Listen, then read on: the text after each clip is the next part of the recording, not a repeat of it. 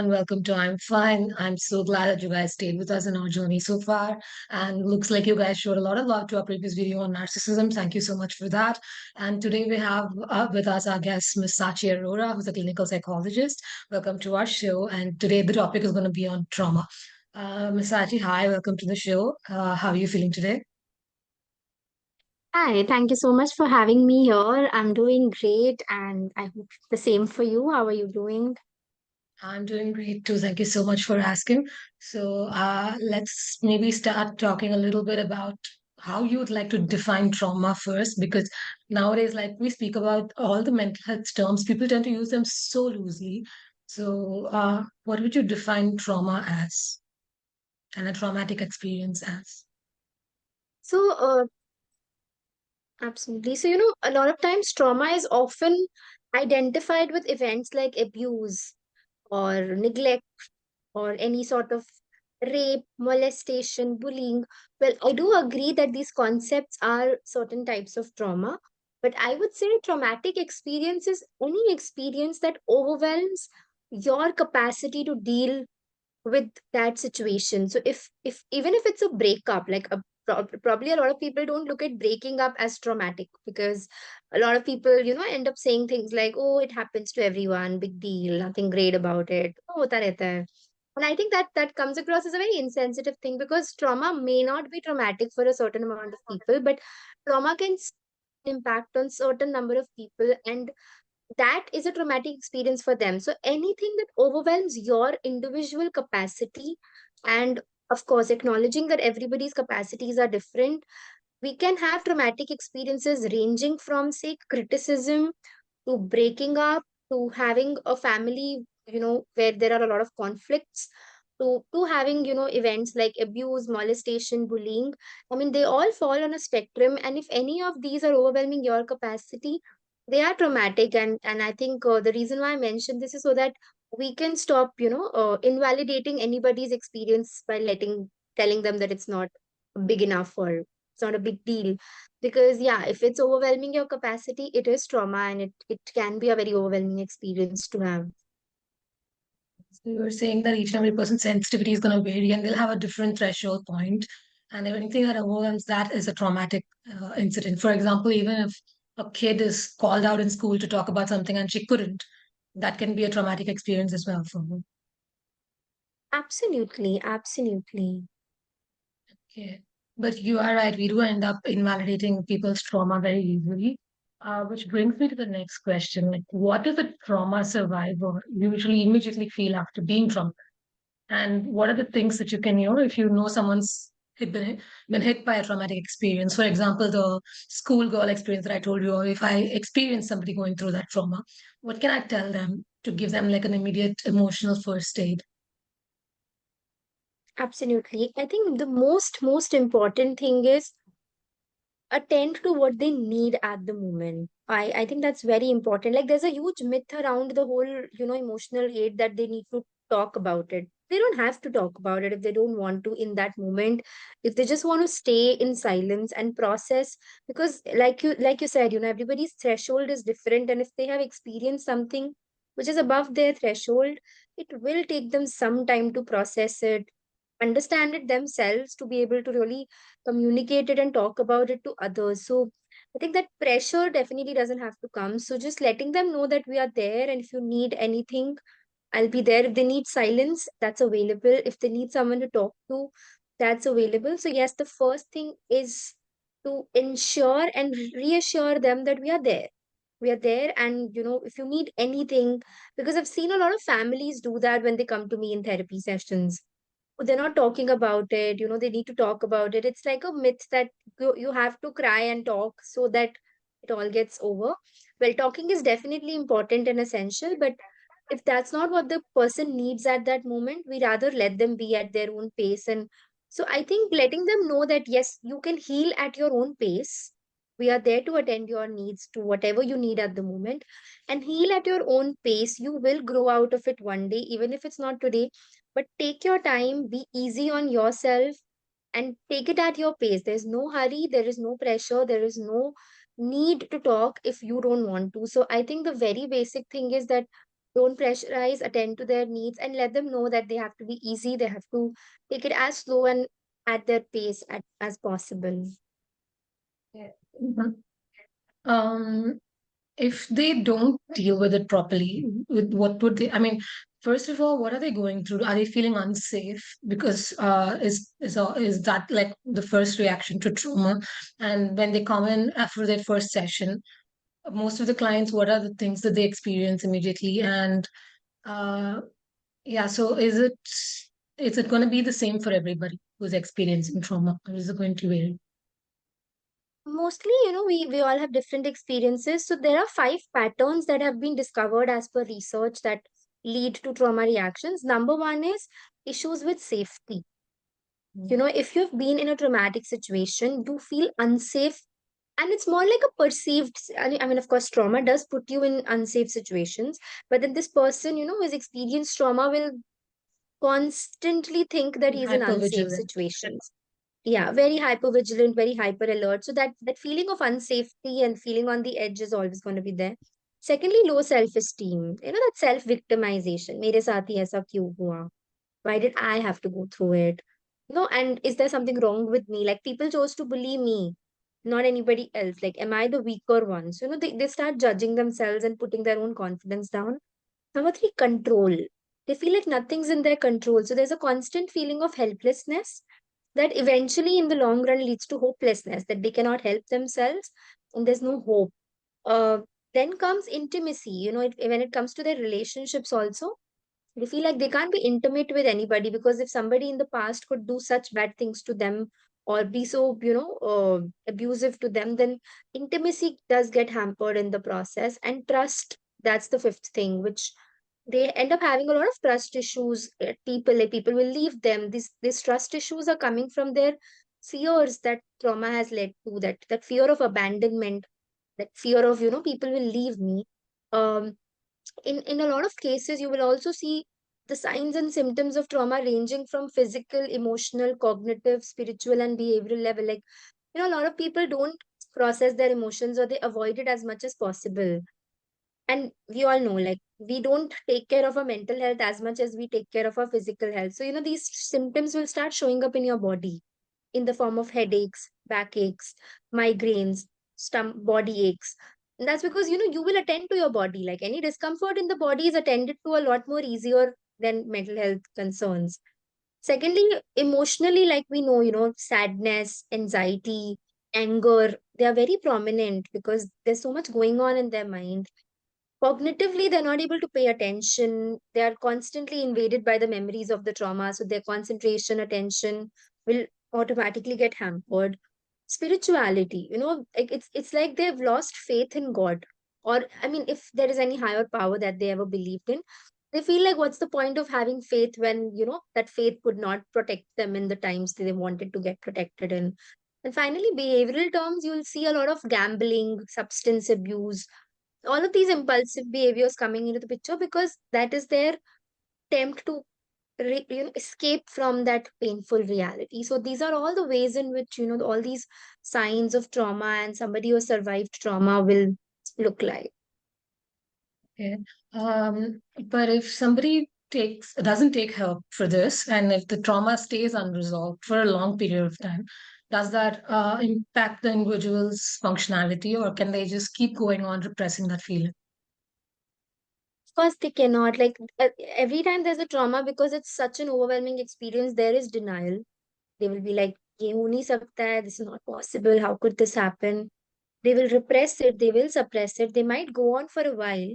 But like I said, these symptoms will start showing up somewhere. They'll either show up in your physical body, and if your head is aching and if your body is aching, there is no way we can function. Like, the fact that we both are sitting here is because maybe there's no discomfort in the body, and hence we can have a communication. Somebody who has unresolved trauma, and if they're going through a lot of pain, they'll not be able to do a desk job, or they'll not be able to do any job, because discomfort in your body won't allow that. Similarly, any behavioral sign where you are doing impulsive behaviors, again, it will impact your functioning. So, impact of the trauma is such, and if you're at the cognitive level, if your attention, concentration, and memory is getting affected, then again, it will have an impact on your functioning, because if you can't recall things at work, then It's not helping. uh, if there are overwhelming feelings of anxiety, anger, sadness, these impacts in themselves make it very obvious that the functioning will get hampered, because trauma has ways of showing. It might look invisible to us, but it's visible in the form of all these signs and symptoms, which eventually lead your functioning to get deteriorated. So only once we deal with the impact of the trauma and the effects of the trauma, we can then go ahead and expect that the functionality will improve. Other than these things that you've told me, does trauma manifest in other ways like night terrors or like flashbacks and nightmares? Can you explain what these terms are? Because these are certain things that are associated with trauma as well. And what does one go through when they have these? So basically, when we have a disorder called post traumatic stress disorder, which is usually a disorder that comes after the trauma has occurred. Now, these are all the symptoms that you've named: flashbacks, nightmares, night terrors. They come under this. And if these symptoms continue for 6 months, we can say that the person has post traumatic stress disorder. And these naturally happen. And the reason why they happen is that a lot of us don't want to get in touch with any painful incident of our life. So we'll go on avoiding it, we'll go on repressing it, we'll go on suppressing it for as long as we can. Jab tak, ho sakta hai, we will try to push it as much as possible in a way so that the trauma does not affect. Now when that has happened, when you have avoided it, when you have repressed it, it will have its way of showing up. See, it's a huge incident at the end of the day. No matter how much you repress it and suppress it, it will show up unconsciously. Even if you're not consciously trying to remember, where are you suppressing it? You're suppressing it in your unconscious.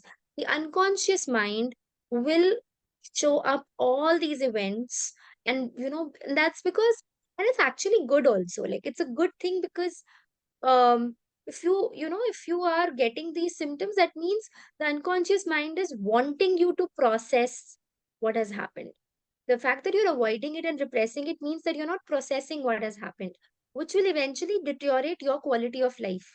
So the unconscious mind indirectly is making that attempt that, get in touch with your trauma and process it and, make peace with it, because you have to move on and move forward in life. Now, what are these exactly? Nightmares are basically very scary and very disturbing dreams. So unconscious mind does show up in your dreams. It's the expression of Dreams are the expression of the unconscious mind. So when you sleep and all your day you've avoided the trauma, the unconscious mind, where all this repressed material is, all those disturbing dreams will show you the traumatic events to help you process it. Then comes night terrors. Night terrors are often confused with nightmares, but nightmares are dreams, whereas night terrors are feelings of fear. So when you wake up from your sleep with intense fear, like you're waking up and you're feeling very scared, it could be a result of the nightmare, it could be a result of a disturbing dream, and you suddenly wake up, your heart is palpitating, you're breathless. That feeling of fear that you wake up with is a night terror. You're almost feeling like you're doomed and it's over. Flashbacks, on the other hand, can happen to you even when you're awake. So I could be awake right now and I could just get intrusive images in front of me of what happened.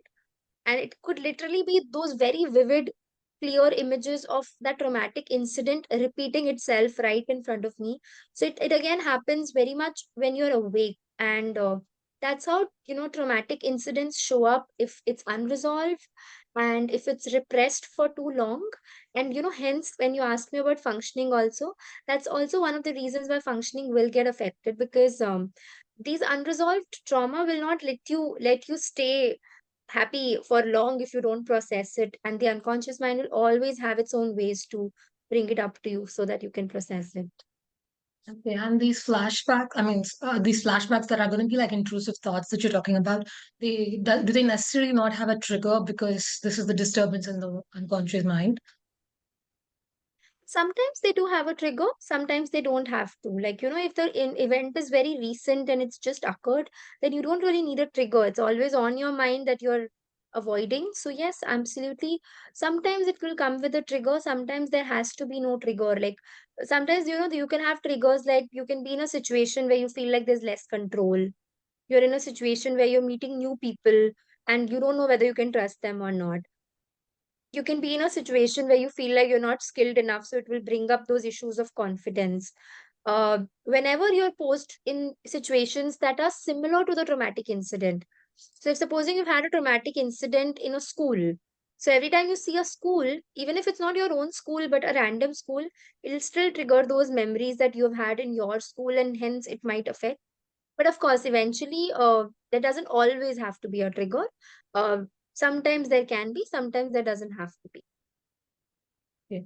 And you said about how people end up repressing it and it shows up in the unconscious mind. Is there any particular way they repress it, like defense mechanisms like dissociation, or um, do they just compartmentalize?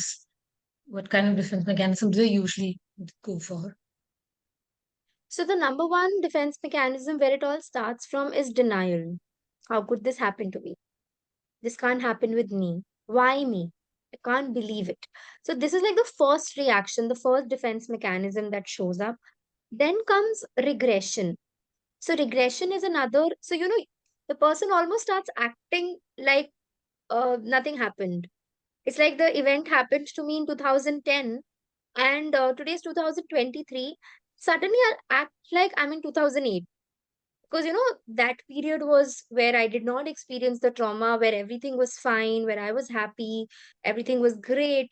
So I sometimes, a person who's suffering from trauma likes to go back to um times when everything was good and happy and nice, and regression becomes that place. And you will start noticing people behaving in a very childish manner when they regress. They'll go back to times, and it won't look appropriate, because I mean, supposing you're acting like you're in 2008, that means like you're acting 15 years younger to what you are. So imagine a 25-year-old acting like a 10-year-old. So you will be able to see that childlike immature behavior. So yes, starts with denial, then goes all the way to regression.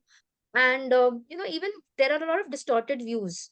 Overgeneralization comes into the picture. It's not a defense mechanism exactly, but a distorted view of the reality, that if because things have been bad with me in the past, they will be bad again. So if my ex-boyfriend has gaslighted me, manipulated me, then it's difficult for me to trust any other guy on this planet, because what if they also do the same?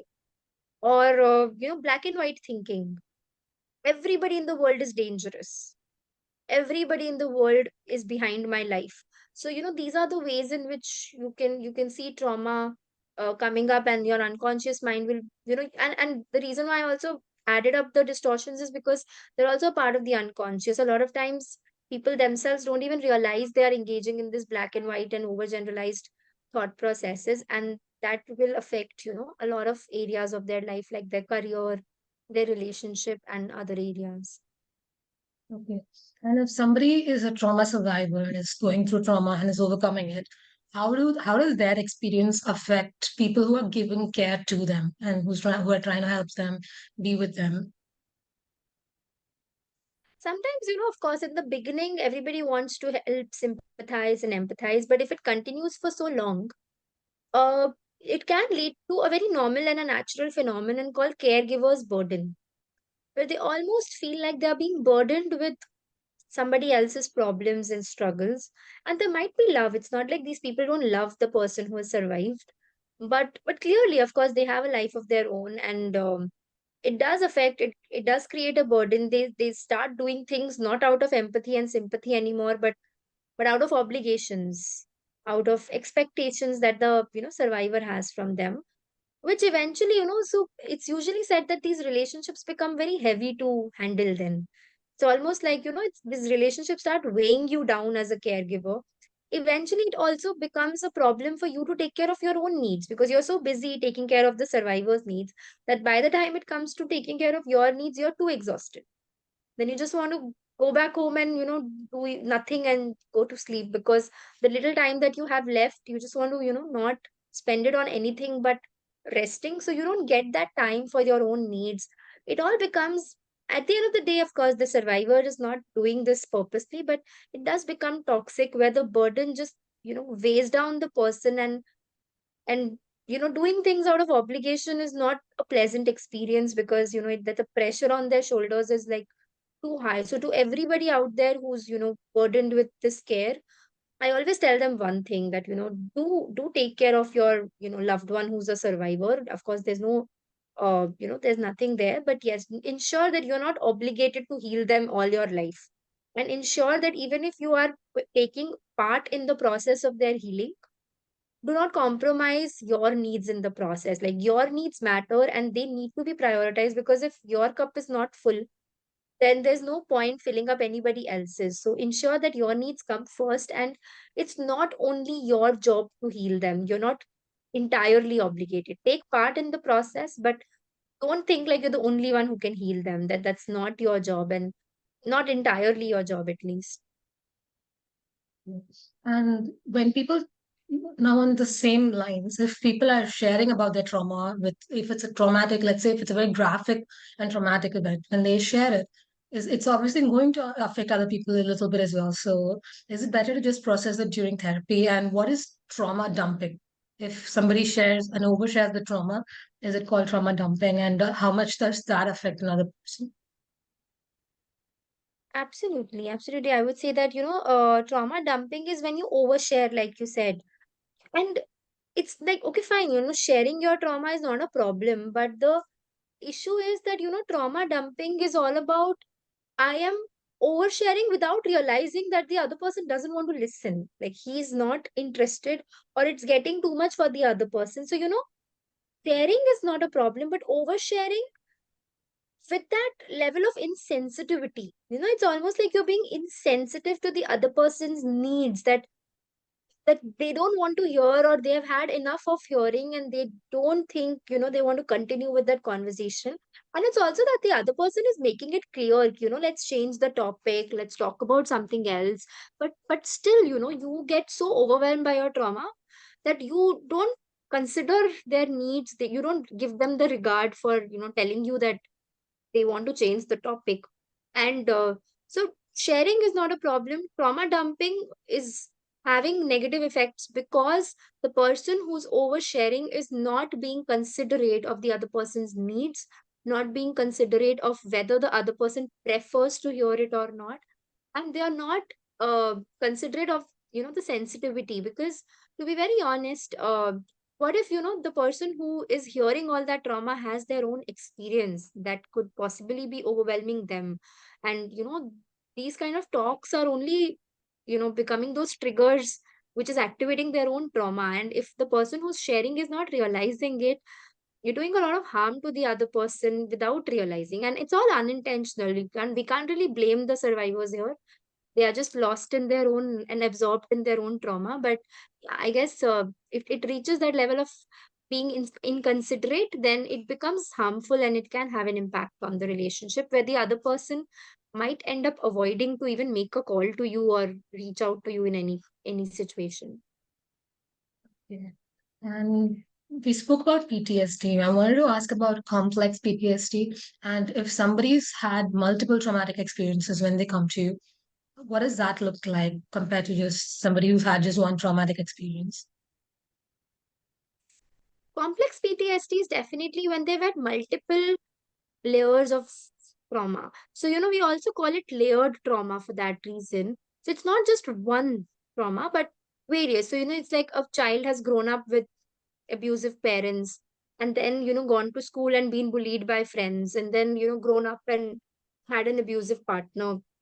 So the layers keep building, and the patterns that I've spoken about, pattern of control, intimacy, trust, safety, self esteem, they only get stronger and stronger. The effect is the same, but the effect is much stronger. So the symptoms will be the same, the signs will be the same, but the patterns will be the same, but they will be a lot more stronger, because they've had like layers of experiences that have reinforced those patterns over and over and over again. So, the problem the challenge that happens in therapy is, it's extremely difficult to break the patterns of somebody with a complex PTSD in comparison to somebody with PTSD. Because, when you've had one experience, it's easier to challenge those patterns and break through those patterns. But with complex PTSD, on the other hand, it is difficult. So what we usually do is we pick up one pattern at a time with complex PTSD, we do a lot of narrative therapy in this. Like narrative therapy is basically where we ask them to narrate that the traumas that have been associated with a particular pattern, say pattern of control. So when we start narrating it, the person starts getting desensitized to that incident. He starts integrating and embracing that incident, following which he can have a realistic and a more objective view. So yeah, here we will not particularly talk about incidents with patients. We will mostly talk about their patterns, and we will try to take it easy with them, and one pattern at a time, one incident at a time, we're going to work through those patterns and break through those patterns one by one.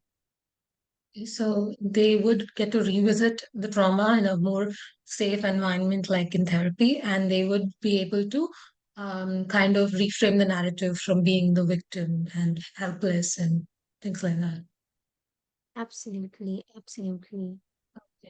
Um, if somebody is going through trauma for a long time, how do we, I mean, do they realize it, or how? What are the signs that tell us, okay, this person is probably experiencing trauma, so that we can intervene and tell them, you need help? So when they're going through it, and I think we need to have at least 6 months as the deadline, where we feel like, okay, after 6 months also, if they've not been able to move on, or let's say if they've not been able to break through their patterns. So when we see how open they are, so openness really matters. It's a very important sign to notice. So usually what happens when I say let go and move on, these are such loosely used words, but what I mean by it is that, are you able to experience, are you open to new experiences? Basically, letting go is, are you open to new experiences while you acknowledge what has happened in the past with you, open to new relationships, open to new career opportunities, open to meeting new people.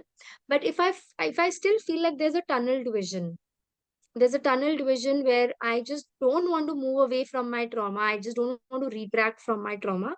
And I just want to constantly, ruminate over the trauma, and you don't want to, like, expand your perspective. So, yes, there is definitely all those signs and symptoms of nightmares, night terrors, flashbacks. If these physical symptoms are existing for too long, if these patterns are being difficult to break, and if the person is not being open to new relationships, new opportunities, new people, and they are too closed and too tunneled in their minds.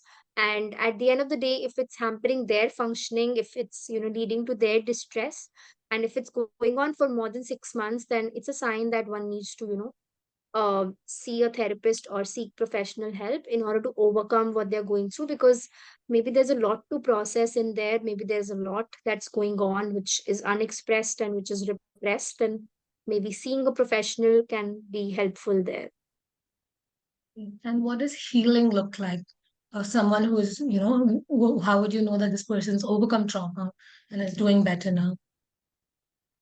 So healing will usually, they'll come in stages, and it's like the first stage is feeling stabilized. I think when the client who's just survived a trauma, he's very overwhelmed, like too much anxiety, too much anger, too much sadness, like there's a lot going on. He first needs to stabilize. Like, I cannot educate him or restructure his patterns before he's stable. So I guess, like, yes, definitely the first thing is he needs to stabilize. We can use some relaxing activities for that. We have to ensure that the client is given enough validation, empathy, feel stable. So once they have relaxed, and once they have calmed their body, their mind, once they have narrated their trauma, they feel a little calmer, they feel a little stable. That then comes the next stage, which is mourning. Mourning is basically, you're mourning the loss that you've had, like, what you were as a person before the trauma. You kind of mourn and grieve over that loss, like you grieve over that identity कि भाई मैं एक जमाने में I was like this, and trauma से पहले ऐसी थी, मैं वैसी थी, मैं वैसा था, मैं ऐसा था. So obviously, you grieve over the loss. So, let them grieve. Let them remember their times when trauma had not occurred. Let them go through that mourning process where they'll cry, they'll confront their emotions, they'll get angry, they'll get sad, they'll get anxious. they'll get very controlling, they'll get very hyper. Then comes, the third step, which is reconnecting. Now they finally have mourned, grieved. Now they are reconnecting and reinvesting in life. Where, of course, now they are, starting work again, getting in touch with their friends again, talking to people again. Like they're still like starting life again, one step at a time. And finally comes the fourth step, which is growth. They grow out of their trauma. They realize that they're strong. They realize that there are other new possibilities to life. They start to appreciate and be more grateful to what life is. Sometimes they become spiritual. Sometimes they just discover a lot many things that they did not discover before the trauma. So they take this trauma as a lesson, not as a trauma anymore. So yes, we all grow out of our traumas, and these are the ways in which we heal one step at a time.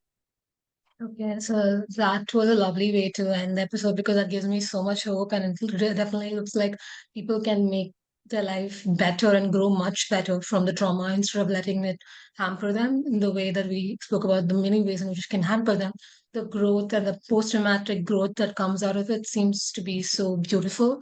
So anyone who's out there who's struggling and who hasn't taken help yet, I would really tell you guys to please reach out because this, like we've spoke about, is conquerable and something that would make you grow abundantly. So please do take help and please do heal, and let's all take care of one another, be kind to one another, and stay healthy and happy always. Thank you. Bye.